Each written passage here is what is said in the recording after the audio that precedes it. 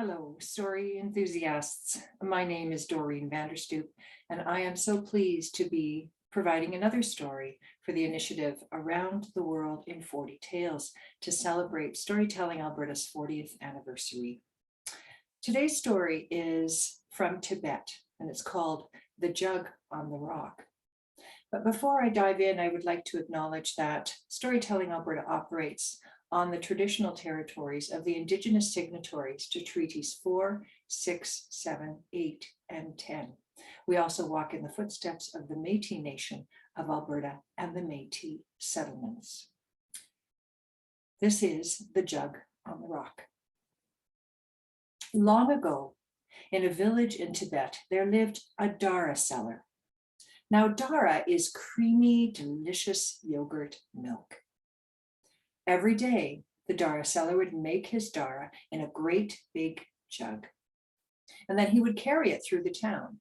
And he would call out, "Dara for sale, fresh dara for sale." And the people would come to their doors and they would have their own smaller decanters. And the dara seller would pour some of that delicious yogurt milk into their decanter. And they would pay him. And that is how he made his living. And he made a fine living. He was able to look after his family and his aging parents.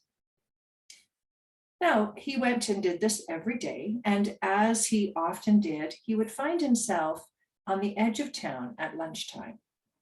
And he put his jug on the rock this day, the way that he usually did, set it down on a rock, and he himself sat down on another rock.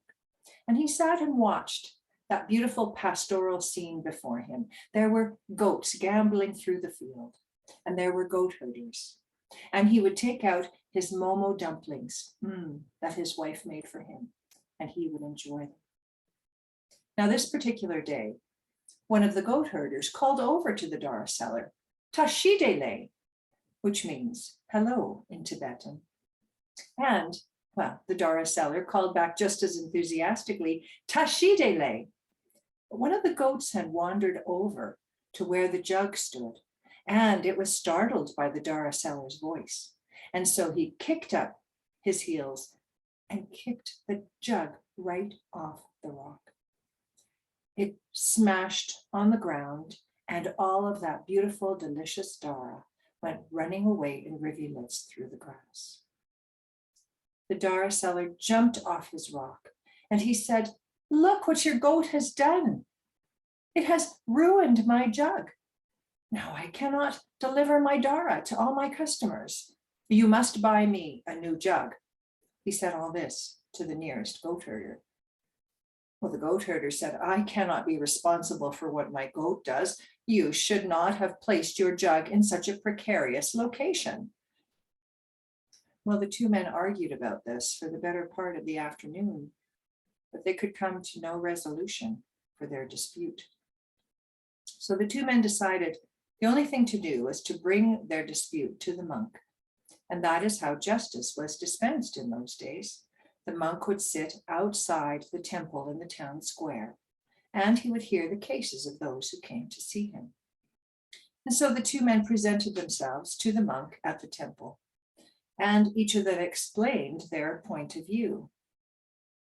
Well, at the end of listening very thoughtfully, the monk said, "This is a difficult case.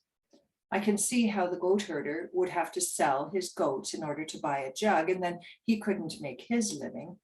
And of course, the dara seller needs a jug to make his living. It's not really the responsibility of either man.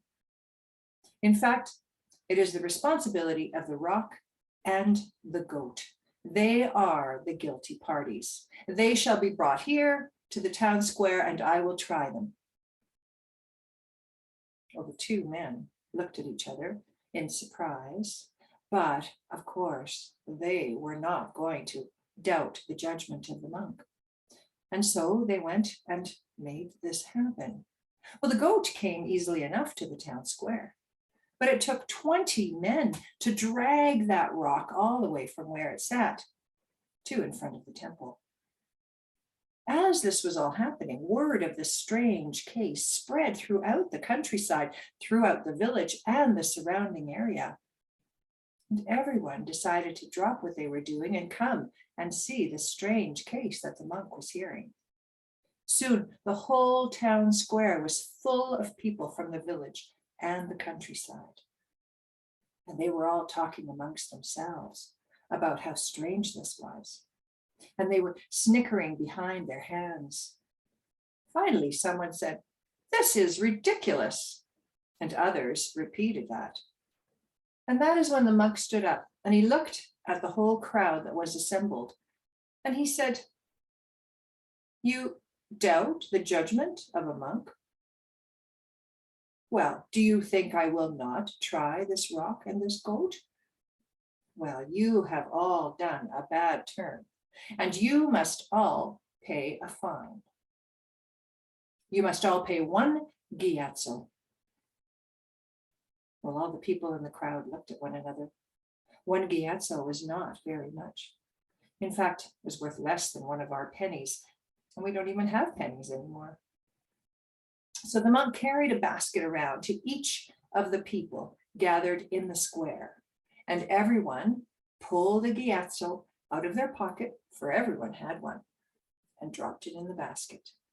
The monk continued until every single man and woman had put a gyatso in the basket. It was almost filled to overflowing.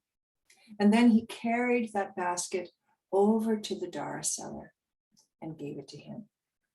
And he smiled and said, "This should be enough to buy you a new jug." And every day after that, as the Dara seller walked around with his beautiful new jug, he said hello, tashidele, to everyone he met, for he knew that they had given a little so that he could have a lot. Thank you for listening.